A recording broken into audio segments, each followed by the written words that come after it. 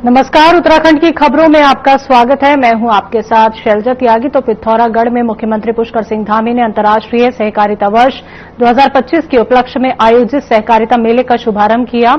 इस अवसर पर उन्होंने 85.14 करोड़ रुपए की योजनाओं का लोकार्पण और शिलान्यास किया और इनमें 23.16 करोड़ की परियोजनाओं का शिलान्यास और साथ ही 61.98 करोड़ की योजनाओं का लोकार्पण शामिल है। तो मुख्यमंत्री ने विभिन्न सहकारी संस्थाओं और विभागीय स्टॉलों का निरीक्षण किया और 28 विकास कार्यों का उद्घाटन किया। इस दौरान मुख्यमंत्री ने कई लाभार्थियों को चेक भी वितरित किए। वहीं उन्होंने कहा कि ये योजनाएं पिथौरागढ़ के सर्वांगीण विकास में मील का पत्थर साबित होंगी। सहकारिता भारत की पुरानी परंपरा रही है जो सहयोग और स्वावलंबन का प्रतीक है।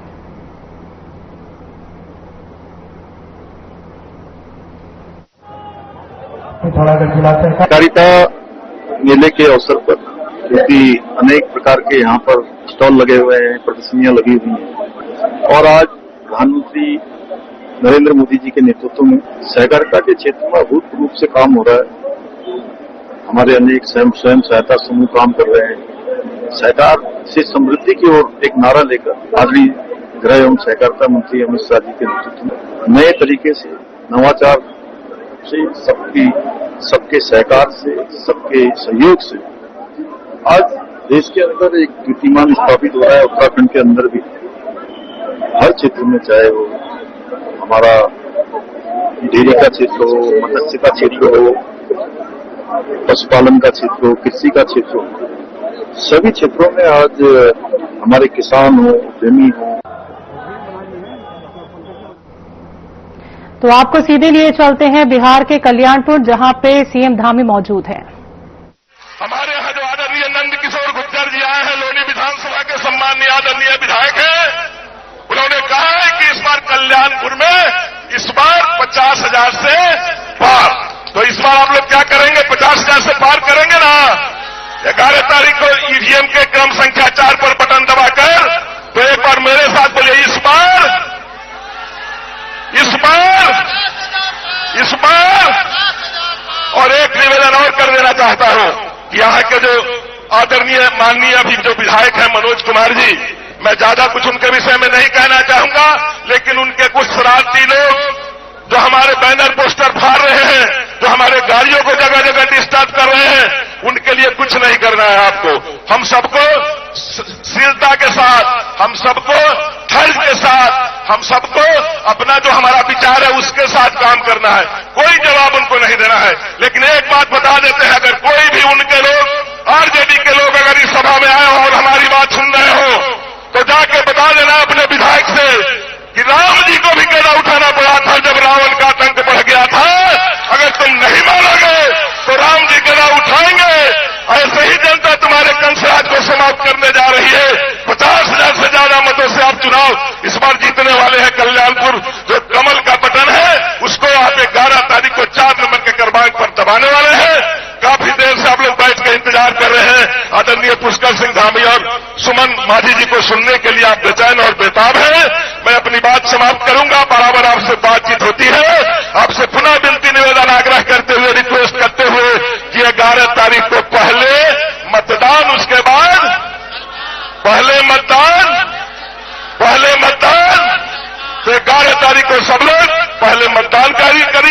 अपने अपने आसपास घर के अगल बगल के लोगों को सबको मिला के, जो भी थोड़ा उससे खिसियाए फुले लोग हैं उनसे आग्रह विनती करके कि सबको इस बार कमल का बटन दबाना है, कल्याणपुर में कमल खिलाना है और बिहार में एक मजबूत पुनः एनडीए सरकार बनाना है। भारत माता की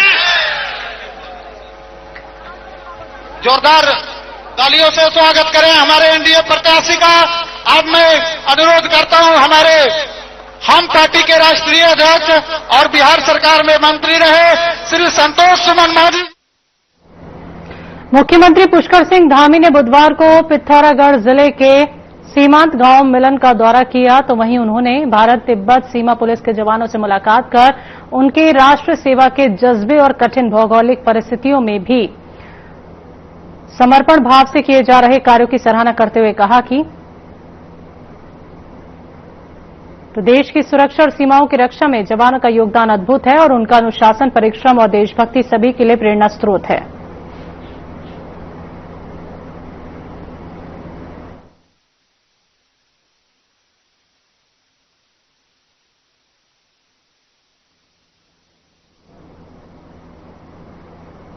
प्रारंभ करने के लिए हम लोग आवश्यक कार्रवाई करेंगे। आप सबको पता है, हमारे प्रधानमंत्री जी देश के पहले ऐसे प्रधानमंत्री हैं जिन्होंने आदि कैलाश, जोलिंगटोंग, गुंजी क्षेत्र, माड़ा क्षेत्र,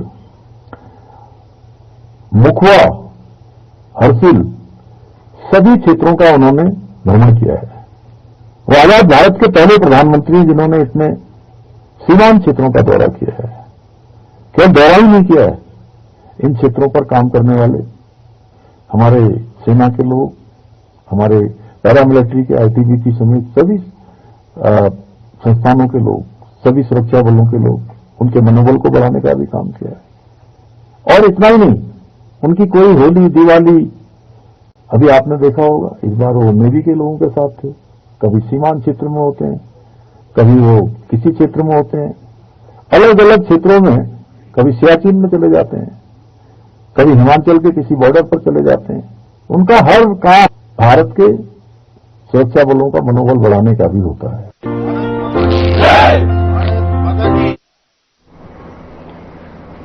मंत्रिमंडल विस्तार को लेकर बीजेपी प्रदेश अध्यक्ष महेंद्र भट्ट का बयान सामने आया, जिसमें उन्होंने कहा है कि हमें केवल डेट तय करनी है और मंत्रिमंडल विस्तार कभी भी हो सकता है। उन्होंने आगे बताया कि संगठन की मजबूती के लिए लगातार काम किया जा रहा है।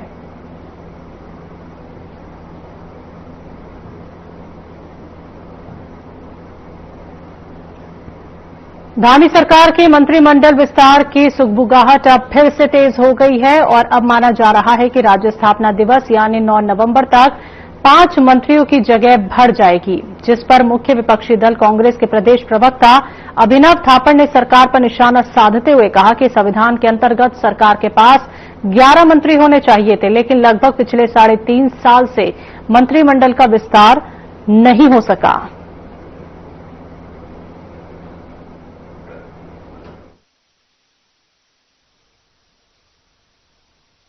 उत्तराखंड राज्य की 1.5 करोड़ से अधिक जो हमारी जनता, महान जनता यहां निवास करती है, उसके साथ भाजपा का जो प्रदेश का नेतृत्व है और जो केंद्रीय नेतृत्व है, उन्होंने इतना बड़ा अन्याय किया है कि हम सब हाँकने के लिए हैं यहाँ पे।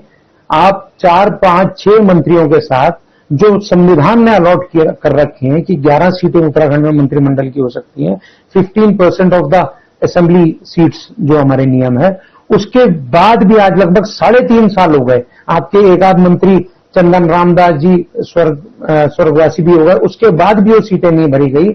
आप सोचिए कितना बड़ा धोखा इस प्रदेश के साथ है। कुछ सिस्टम में चाहिए ही नहीं, एक मोदी जी हैं, एक धामी जी हैं, सब चलता रहेगा। भारतीय जनता पार्टी जो है जनता हितों को सर्वोपरि रखते हुए कार्य करती है और माननीय मुख्यमंत्री जी लगातार हमारी पूरी कैबिनेट जो उनके हमारे कैबिनेट मंत्री हैं उनके साथ में सभी विभागों में कार्य चल रहा है और जो सीटें खाली हैं उनका भी कार्यभार माननीय मुख्यमंत्री जी बहुत बखूबी से निभा रहे हैं। जनता हितों को हम लोग प्राथमिकता देते हुए सभी कार्य कर रहे हैं। तो जहां तक विस्तार की बात है, विस्तार पे देखिए माननीय मुख्यमंत्री जी का विशेषाधिकार है और निश्चित रूप से सभी को आस है कि जो है जल्द ही मंत्रिमंडल में विस्तार होगा। तो ये जैसे ही संगठन से और सरकार की तरफ से हमको जो भी निर्देश आएंगे हमारे सामने सभी होगा। लेकिन जहां तक जनता की बात है और विपक्ष जिस प्रकार के जो आरोप लगा रहा है, देखिए विपक्ष मुद्दा विहीन है। हमारे किसी भी विभाग के कार्य कोई भी रुके नहीं है। सभी कार्यों को समयबद्ध करने के लिए माननीय मुख्यमंत्री जी खुद स्वयं भी उनकी मॉनिटरिंग कर रहे हैं और हर विभाग में कार्य हो रहा है।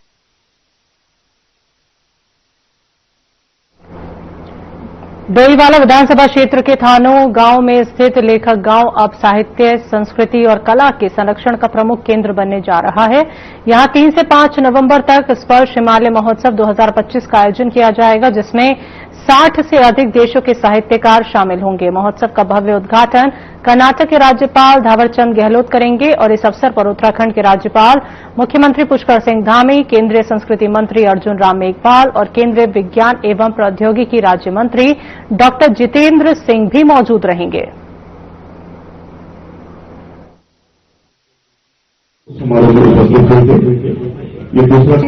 उत्तराखंड के जो रजत जयंती वर्ष है उसको मनाया जा रहा है।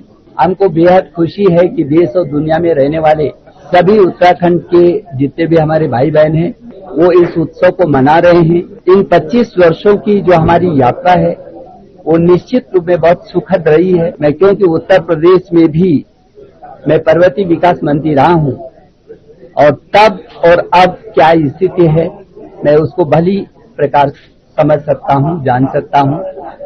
तो मैं बहुत भरोसे के साथ ये कहना चाहूंगा, इन 25 वर्ष की अपनी यात्रा में उत्तराखंड ने बहुत अच्छे मुकाम हासिल किए हैं। उस समारोह में उपस्थित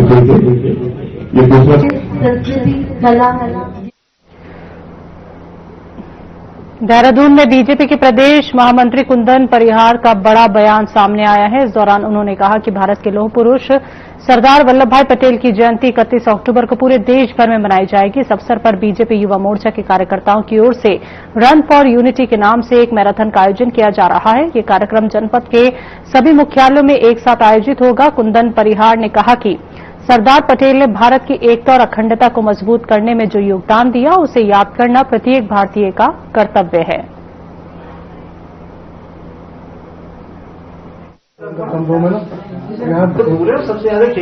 सरदार वल्लभ भाई पटेल जी की 150वीं जन्म जयंती के अवसर पर हमारा जो 31 अक्टूबर है, जो कि उनकी जन्म जयंती है, उसमें हमारी युवा मोर्चा के द्वारा सभी जनपद मुख्यालयों में रन फॉर यूनिटी करके एक मैराथन हमने उसमें रखी है। और उसके पश्चात जब हमारे राज्य स्थापना दिवस के कार्यक्रम संपन्न हो जाएंगे या उसके साथ साथ भी हमने जो प्रत्येक विधानसभा में पद यात्रा निकालनी है। इस पद यात्रा के माध्यम से सरदार साहब का इस देश के प्रति जो योगदान था, उस योगदान को स्मरण कराना और जनता से इस कार्यक्रम को जोड़ना, ये हमारा उद्देश्य है। खेती मेरे पास है ना, बीजवानी। उत्तराखंड में रजत जयंती वर्ष के मौके पर विधानसभा के विशेष सत्र का आयोजन किया जाएगा। बता दें कि इस दौरान 3 नवंबर को पहली बार राष्ट्रपति द्रौपदी मुर्मू उत्तराखंड विधानसभा के विशेष सत्र को संबोधित करेंगी। तो वहीं विधानसभा अध्यक्ष ऋतु खंडूरी भूषण ने विधानसभा विशेष सत्र की तैयारी को लेकर अधिकारियों के साथ बैठक की, जहां इस दौरान उन्होंने सभी तैयारियों को समय से पूरा करने के निर्देश दिए।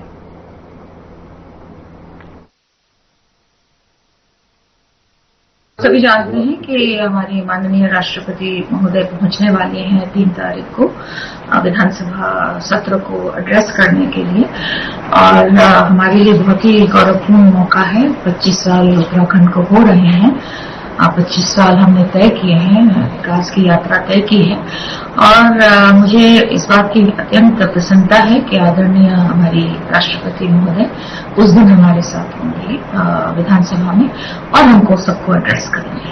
देखिए, ये ऐसा है कि विशेष सत्र है और इसमें 25 साल की हमारी जो विकास यात्रा उत्तराखंड की रही है उस पर चर्चा होगी। हर सेक्टर पे, चाहे वो कृषि हो, इंफ्रास्ट्रक्चर हो, स्वास्थ्य हो, शिक्षा हो, इस पर हमारे जो माननीय सदस्यगण हैं वो अपनी अपनी बात पटल पे रखेंगे, सदन में रखेंगे, और आगे 25 साल हमें किस तरह की चीजों को करना चाहिए, किस तरह की योजनाओं को लाना चाहिए, क्या ऐसा करना चाहिए कि जब 2047 में भारत एक विकसित देश की तरह, एक डेवलप्ड नेशन की तरह उभर के आए, तो तब हमारी क्या स्थिति रहेगी, हम उस विकास में, भारत के विकास में हमारी क्या भागीदारी रहेगी, इस पर भी अच्छी चर्चा होने की संभावना है। सेलिब्रेट कर रहे हैं और ये उत्तराखंड के लिए एक सौभाग्य का विषय भी है कि माननीय राष्ट्रपति महोदय आ रही हैं इसी दौरान और विधानसभा को संबोधित भी करेंगी। तो उसी की अभी एक तैयारी बैठक माननीय अध्यक्ष महोदय ने लिया था कि वो किस तरह से हम लोग करेंगे। इसके अतिरिक्त माननीय राष्ट्रपति जी कुमाऊं भी जा रही हैं, नैनीताल भी जा रही हैं, वहाँ पे कुमाऊं यूनिवर्सिटी का कन्वोकेशन है, राजभवन का 125वीं जयंती है, उसका भी कार्यक्रम है, उस सब की तैयारी चल रही है। हाँ, माननीय प्रधानमंत्री जी का भी इसी कार्यक्रम में जो हमारा स्थापना समारोह है उसमें आने की संभावना है।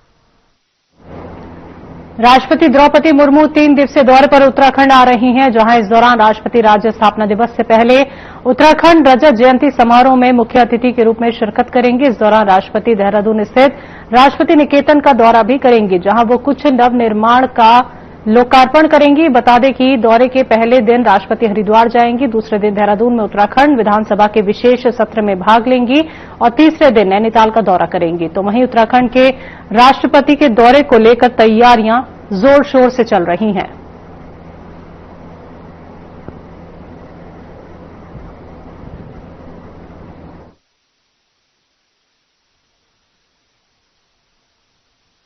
माननीय महामहिम राष्ट्रपति जी का आगमन 2 तारीख हो जाएगा और राष्ट्रपति यहाँ आने के साथ साथ उनका विधान सभा सत्र को संबोधित करने का भी कार्यक्रम है और नैनीताल जाने का भी, क्योंकि 125 वर्ष जो नैनीताल का राजभवन है उसको 125 वर्ष पूर्ण हो रहे हैं। वहां पर भी कार्यक्रम है। कुमाऊं विश्वविद्यालय में दीक्षांत समारोह है, पतंजलि विश्वविद्यालय में भी दीक्षांत समारोह, तो अलग अलग उनके 2 दिन के कार्यक्रम है। उत्तराखंड राज्य के निर्माण की रजत जयंती 9 नवंबर को मनाई जाएगी। बता दें कि उत्तराखंड इस बार पूरे 25 साल का हो जाएगा, जिस पर कांग्रेस का मानना है कि कांग्रेस ने प्रदेश निर्माण और विकास में एक महत्वपूर्ण भूमिका निभाई है। इसलिए कांग्रेस ने तय किया है कि रजत जयंती समारोह को पूरा एक पखवाड़ा 1 नवंबर से 15 नवंबर तक मनाया जाएगा।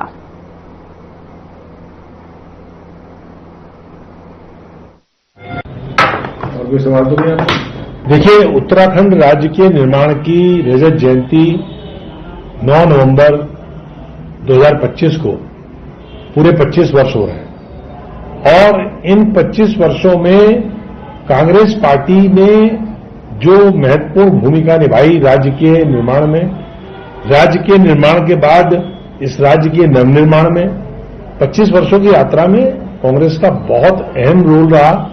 इसलिए कांग्रेस ने तय किया है कि हम राज्य में इस रजत जयंती समारोह को पूरा एक पखवाड़ा 1 नवंबर से 15 नवंबर तक मनाएं। ये पार्टी ने तय किया। प्रदेश अध्यक्ष कर्ण महाराज जी के नेतृत्व में, यशपाल आर्य जी के नेतृत्व में 1 तारीख को ये कार्यक्रम शुरू होगा, जिसमें हमारे दोनों पूर्व प्रदेश अध्यक्ष, हमारे पूर्व मुख्यमंत्री, हमारे तमाम वरिष्ठ नेता 1 नवंबर को तमाम वरिष्ठ नेताओं के साथ कचहरी स्थित जो शहीद स्थल है वहां जाकर के शहीदों को श्रद्धासुमन अर्पित करेंगे और तमाम वो राज्य निर्माण के सेनानी जो आज भी राज्य के नव निर्माण में, राज्य के तमाम सर्वांगीण विकास में अपनी अहम भूमिका निभा रहे हैं।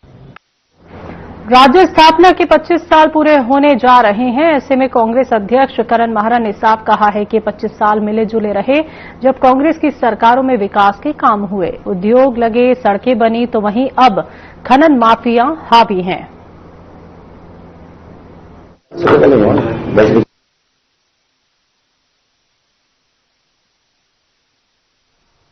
तिवारी जी के उस स्वर्ण काल को भी याद करते हैं जब से स्कूल की स्थापना हुई, अच्छी रोड्स, अच्छे पुल बन रहे थे। उसके बाद कांग्रेस की दूसरी सरकार ने आपदा के बावजूद भी केदारनाथ को व्यवस्थित करने का काम किया। दूध में जो है प्रोत्साहन राशि रखी गई। उसके अलावा मेरा गांव मेरी सड़क, मेरा वृक्ष मेरा मित्र जैसी महत्वपूर्ण योजनाएं रखी गई और पलायन को रोकने के लिए भी अनेकों उपाय किए गए। लेकिन बाकी देखें तो आज खनन माफिया हावी है, लैंड माफिया हावी है। बेटियों का स्थिति ये हो गई कि आज मैं हिमालय राज्यों में आज हम पहले स्थान पर है महिला अपराध पर। उसके अलावा एनसीआरबी की जो रिपोर्ट आई वो बड़ी खतरनाक है कि प्रत्येक दिन उत्तराखंड में 3 बच्चों का अपहरण या वो गायब हो रहे हैं। ये बहुत खराब बात है। किसानों की स्थिति बहुत जर्जर है। 9 नवंबर को देवभूमि उत्तराखंड राज्य स्थापना के 25 साल पूरे होने जा रहे हैं। इस उपलक्ष्य में प्रदेश में 1 नवंबर से 9 नवंबर तक रजत जयंती समारोह का आयोजन होगा, जिसमें हर दिन अलग अलग विषयों की थीम पर आधारित विविध कार्यक्रम आयोजित किए जाएंगे। तो जिस पर बीजेपी अल्पसंख्यक मोर्चे के जिला महामंत्री ताजुद्दीन इदरसी ने कहा कि बीजेपी की जब जब सरकार रही उसने उत्तराखंड के विकास के लिए ऐतिहासिक काम किए हैं।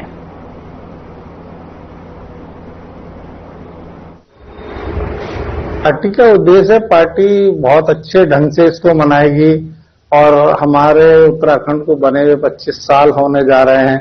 इस 25 साल में जब जब भी भारतीय जनता पार्टी की सरकार रही है प्रदेश का विकास हुआ है और इसी विकास को देखते हुए जो है पार्टी इसको मना रही है और आगे भी पार्टी जो है क्षेत्र का विकास करेगी।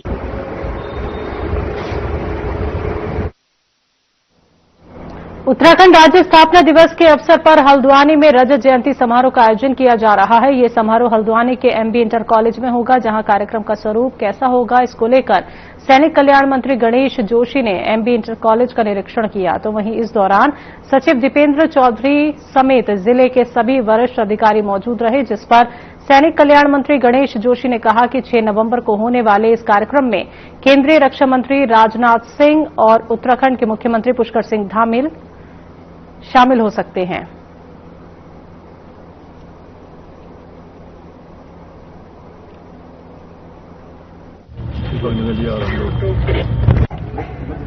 रजत जयंती वर्ष को धूमधाम के साथ मना रहे हैं, जहां पहली तारीख को हमारे परंपरागत पर्व इगास से इसकी शुरुआत होगी और पहली तारीख से लेकर 9 तारीख तक लगातार कार्यक्रम रखे हैं। 11 तारीख को माननीय प्रधानमंत्री जी देहरादून में करीब 1 लाख से अधिक की सभा को संबोधित करेंगे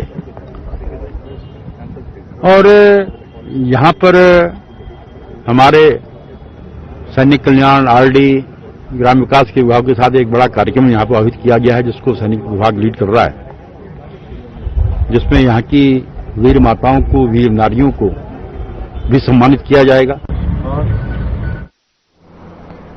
राज्य गठन के 25 साल पूरे होने पर राज्योत्सव की तैयारी को लेकर शासन प्रशासन अपनी तैयारियों में जुटा है, जहां राज्य गठन के अवसर पर विभिन्न कार्यक्रमों की रूपरेखा तैयार की जा रही है, जिस पर और जानकारी देते हुए सांस्कृतिक और लोक कला साहित्य की उपाध्यक्ष और राज्य मंत्री मधु भट्ट ने कहा कि प्रदेश को देवभूमि भी कहा जाता है, जिसके चलते रजत जयंती को हर्षोल्लास से मनाने के लिए लोक कला और सांस्कृतिक विभाग ने 1 नवंबर से 9 नवंबर तक हिमालय राज्यों के सांस्कृतिक समागमों के तहत विभिन्न कार्यक्रम किए जाएंगे।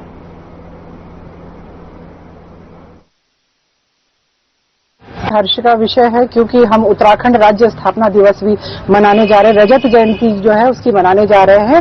और इसके लिए क्योंकि इगास का जो हमारा लोक पर्व है ये बहुत क्योंकि पूरे उत्तराखंड में देवभूमि में हमारे जगह जगह स्थानों में ये मनाया जाएगा और इसके तहत हमारे जितने भी सांसद हैं, हमारे विधायक हैं, अपने अपने गांव में, अपने अपने क्षेत्र में, अपने अपने विधानसभा स्तर पर वहां पर जाएंगे।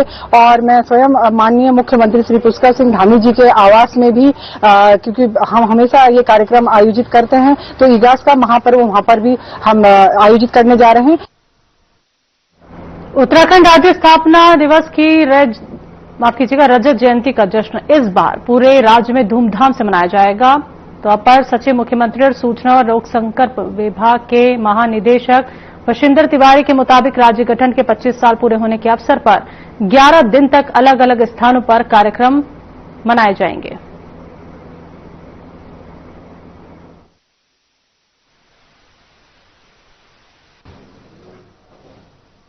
ये रजत जयंती वर्ष है और उत्तराखंड बने 25 वर्ष पूर्ण हो गए हैं और 9 नवंबर को हमारा राज्य स्थापना दिवस है। माननीय मुख्यमंत्री जी ने इसमें निर्देश दिए थे कि इसको पूरा राज्य स्थापना का चूंकि ये 25वां वर्ष है और रजत उत्सव के रूप में हम लोग मना रहे हैं, तो 1 तारीख से लेकर के 11 नवंबर तक अलग अलग कार्यक्रम आयोजित किए जाएंगे, जिसमें आने वाली हमारा जो लोक पर्व है इगास, उससे कार्यक्रम की शुरुआत होगी और सैनिक सम्मेलन, महिला सम्मेलन, युवाओं का सम्मेलन, खेल कूद प्रतियोगिता, सांस्कृतिक कार्यक्रम सहित माननीय प्रधानमंत्री जी का आगमन इसमें होगा। 11 तारीख को समापन उसी दिन होगा। महामहिम राष्ट्रपति महोदय का आगमन भी हो रहा है और 3 तारीख को विधानसभा सत्र को संबोधित भी करेंगे। 4 तारीख को फिर उनका नैनीताल प्रवास है। तो अलग अलग तिथि में प्रदेश के सभी वर्ग और समूहों को लेकर के लक्षित कार्यक्रम तय किए गए हैं ताकि आम जन को इससे जोड़ा जा सके।